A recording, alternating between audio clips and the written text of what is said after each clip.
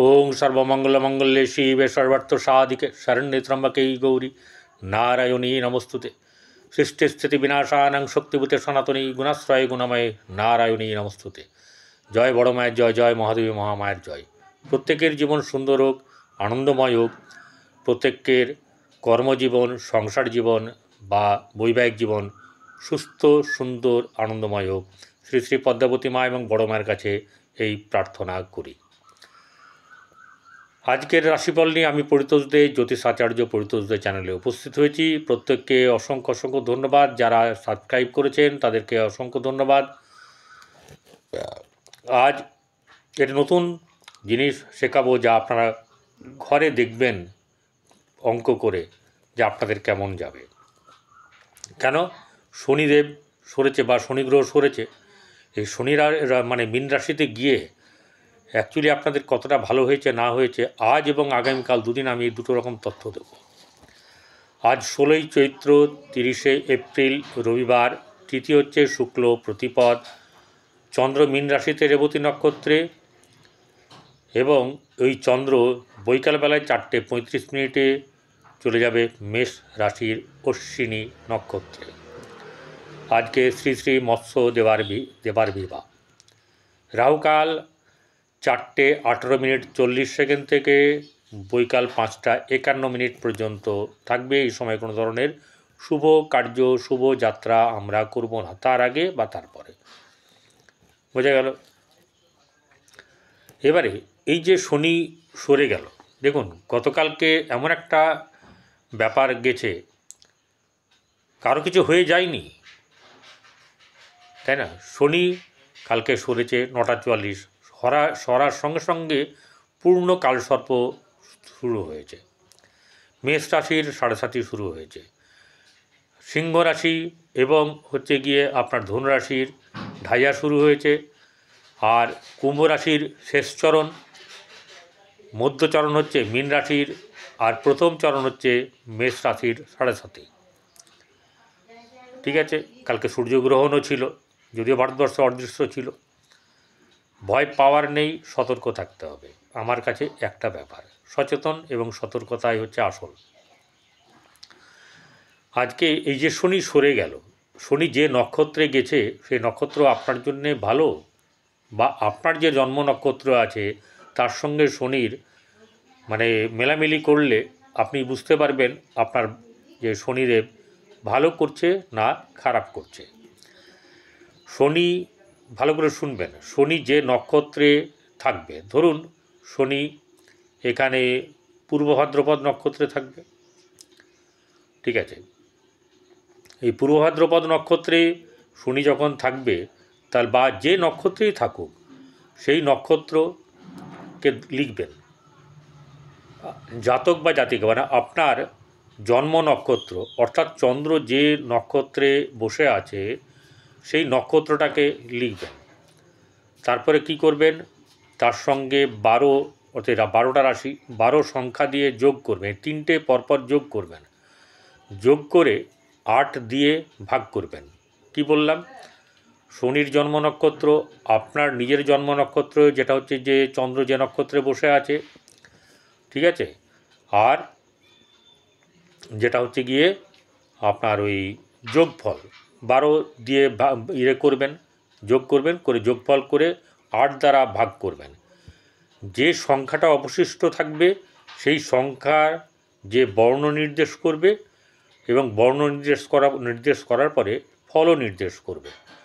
অর্থাৎ যদি ধরা যায়, দেখা যায় যে ভাগশেষ 1 আছে, তাহলে তার বর্ণ হবে নীল এবং তার ফল হবে অর্থনাশ। যদি ভাগশেষ 2 থাকে তাহলে কৃষ্ণ হচ্ছে তার বর্ণ, ফল হচ্ছে দেহপীড়া। যদি ভাগশেষ 3 থাকে তাহলে বর্ণ হচ্ছে পিঙ্গল, অর্থাৎ ধনলাভ হবে।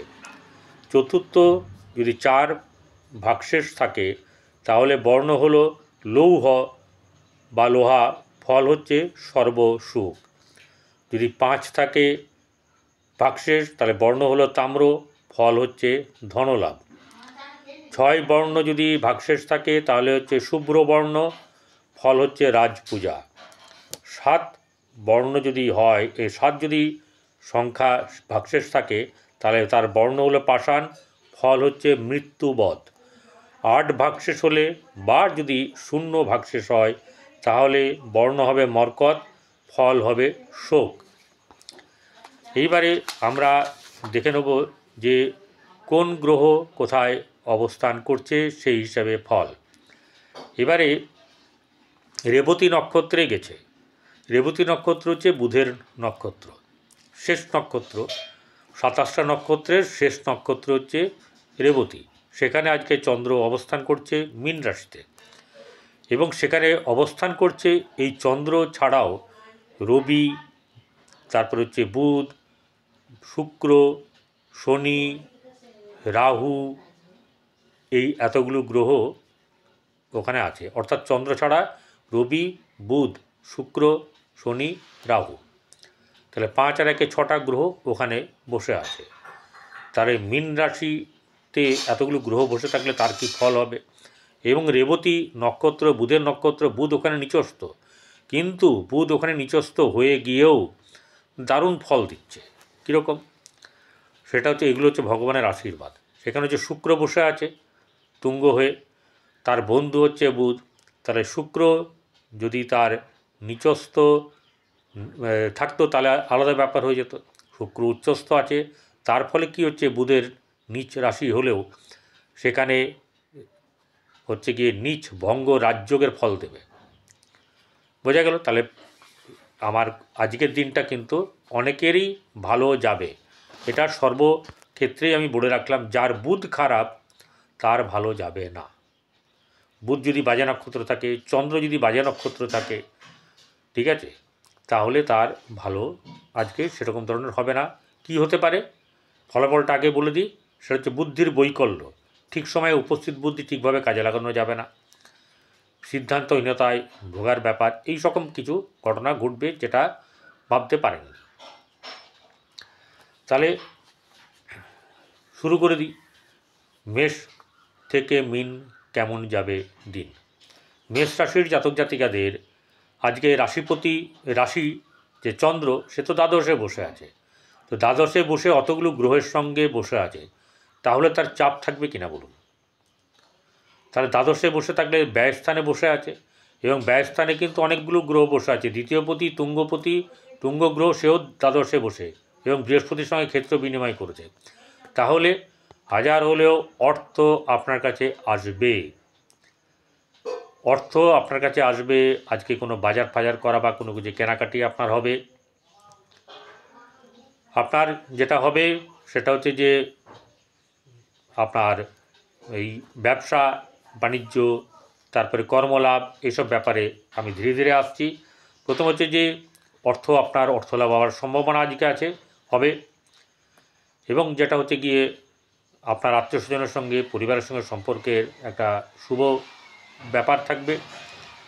ভাই বোনদের সঙ্গে সম্পর্ক শুভ থাকবে। গৃহে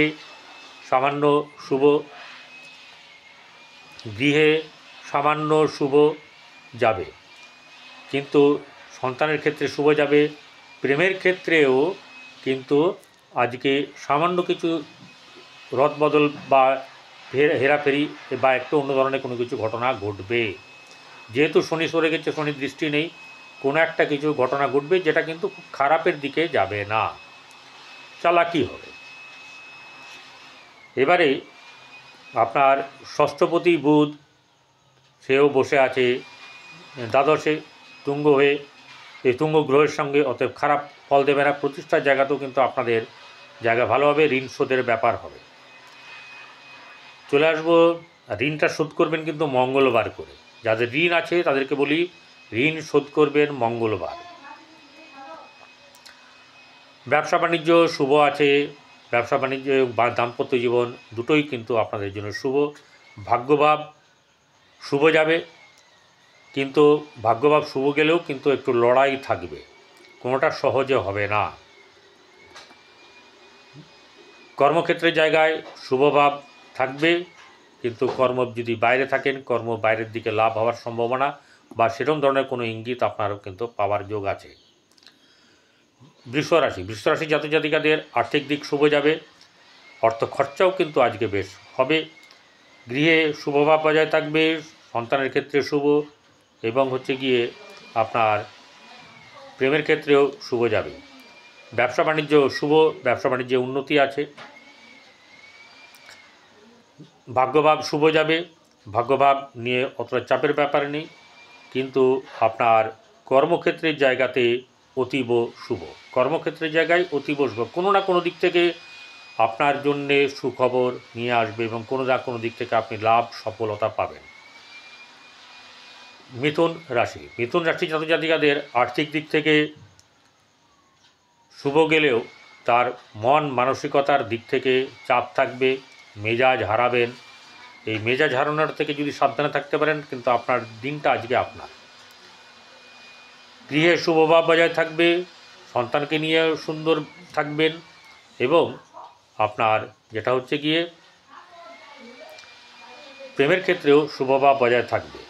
ব্যবসা ক্ষেত্রে অশুভ, দাম্পত্য জীবনে চাপানোতর থাকবে। ভাগ্যভাব সামান্য শুভ, কর্মক্ষেত্রের জায়গায় শুভভাব বজায় থাকবে। চলে আসবো কর্কট রাশি। কর্কট রাশি জাতজাতিকাদের আর্থিক দিক আজকে কিন্তু শুভ যাবে। গৃহে শুভভাব অবশ্যই বজায় থাকবে, সন্তানের দিক থেকে মধ্যম শুভ, এবং আপনার প্রেমের ক্ষেত্রেও কিন্তু শুভভাব বজায় থাকবে। এছাড়া আপনাদের যেটা হচ্ছে গিয়ে ব্যবসা বাণিজ্যের থেকে আপনাদের লাভ আছে, এবং ভাগ্য সুপ্রসন্ন, কর্মক্ষেত্রে কিন্তু খুব একটা শুভভাব নেই। সিংহ রাশি জাতজাতিকাদের আর্থিক দিক শুভ, ভালোই শুভ যাবে, এবং গৃহের মধ্যম শুভ। সন্তানের দিক থেকে চাপ থাকবে, সন্তানকে নিয়ে কিন্তু চিন্তা থাকবে, আর প্রেম সম্পর্কিত ব্যাপারে কিন্তু গণ্ডগোল হওয়ার ব্যাপার থাকবে। ব্যবসা বাণিজ্য শুভ যাবে, কিন্তু একটা কথা, অতিরিক্ত কোনো কিছু চাইবেন না, ভাববেনও না। ভাগ্যভাব শুভ যাবে, কর্মক্ষেত্রের জায়গাও কিন্তু বেশ শুভ। কন্যা রাশি জাতজাতিকাদের আর্থিক দিক শুভ, ব্যবসা বাণিজ্যে লাভ, আর্থিক দিক থেকে শুভ, গৃহ পরিবারের শুভ, ব্যবসা বাণিজ্যে শুভ যাবে, এবং আপনার ভাই বোনদের সঙ্গে সম্পর্ক মধ্যম, সন্তানের দিক থেকে শুভ যাবে। গৃহে কিন্তু একটু চাপ থাকবে, চাপানোতর থাকবে। আপনার বাণিজ্যে লাভ বলেছি, এবং আপনার বৈবাহিক জীবনেও কিন্তু লাভ থাকবে। ভাগ্যভাব সুপ্রসন্ন থাকবে, ভাগ্য যেদিকে নিয়ে যাচ্ছে সেদিকে যান, আপনার কিন্তু উন্নতি আছে, কর্মক্ষেত্রেও উন্নতি আছে। তুলা রাশি জাতজাতিকাদের আর্থিক দিক থেকে শুভ, ভালোই শুভ, এবং গৃহে শুভভাব বজায় থাকবে, সন্তানের ক্ষেত্রে শুভ, আর প্রতিষ্ঠার ক্ষেত্রেও কিন্তু আপনাদের এক ধাপ এগিয়ে যাবেন। শারীরিক ব্যাপার নিয়ে সচেতন থাকবেন। ব্যবসা বাণিজ্যে শুভ সেরকম ধরনের খুব বেশি শুভ ব্যাপারটা নেই, অর্ধেক হবে এরকম ব্যাপারটাও নেই, অর্থাৎ কিছুটা কম হবে। আর ভাগ্যভাব সামান্য শুভ, কর্মক্ষেত্রের জায়গাতে কিন্তু চাপ থাকবে। বৃশ্চিক রাশি জাতজাতিকাদের আর্থিক দিক থেকে শুভ, কিন্তু ধনভাবে মঙ্গলের দৃষ্টি থাকার জন্যে ধন আপনার কাছে থাকবে না। ভাই বোনদের সঙ্গে সম্পর্ক ঠিক থাকবে, গৃহে শুভভাব বজায় থাকবে, সন্তানকে নিয়ে চিন্তা, সন্তানের কিন্তু শুভ যাবে, এবং আপনার যেটা হচ্ছে যে ব্যবসা বাণিজ্যে শুভ যাবে। ভাগ্যভাব সামান্য শুভ, কর্মক্ষেত্রের জায়গায় কিন্তু বেশ শুভ যাবে। ধনুরাশি জাতজাতিকাদের আর্থিক দিক থেকে শুভ, গৃহে শুভভাব বজায় থাকবে, গৃহে শুভ অনুষ্ঠান হওয়ারও একটা পরিকল্পনা চলবে বা কারোর চলবে। সন্তানের দিক থেকে শুভ যাবে, শারীরিক দিক থেকে কিন্তু বাধা বিপত্তি আছে, বৈবাহিক জীবনের সমস্যা থাকবে। ভাগ্যভাব সামান্য শুভ, কর্মক্ষেত্রের জায়গায় বেশ ভালো শুভ, এবং একাধিক জায়গায় লাভ হওয়ার সম্ভাবনা থাকবে, সফলতাও থাকবে। মকর রাশি জাতজাতিকাদের আর্থিক দিক থেকে শুভ, এবং কোনো না কোনো দিক থেকে উদ্যোগী হবেন, যাতে আপনার আগামী জীবনে লাভ প্রদান হবে। গৃহে কিছুটা চাপ থাকবে, সন্তানের দিক থেকে শুভ ব্যাপার, শুভ লাভ, এবং ব্যবসা বাণিজ্যে লাভ। ভাগ্যভাব অত্যন্ত শুভ, কর্মভাবও শুভ যাবে। কুম্ভ রাশি, কুম্ভ রাশি জাতক জাতিকাদের আর্থিক দিক শুভ।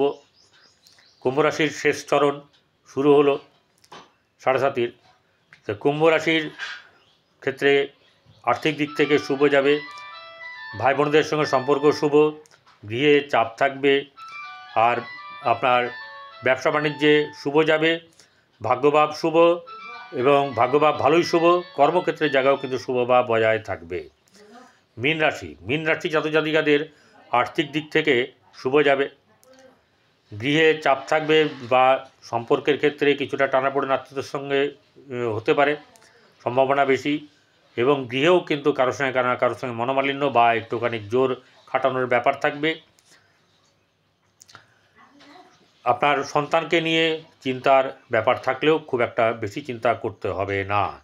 ব্যবসা বাণিজ্য ভালো যাবে, একাধিক দিকে ব্যবসা করার জন্যে পরিকল্পনা করবেন বা এগিয়ে যাবেন। ভাগ্যভাব মধ্যম শুভ, কর্মক্ষেত্রের জায়গাও শুভ থাকবে এবং কোনো না কোনো দিক থেকে আজকে লাভবান হওয়ার যোগ থাকবে। সকলে একটা কথা বলি, সকলে দান ধ্যান করুন, দান ধ্যান আসল জিনিস।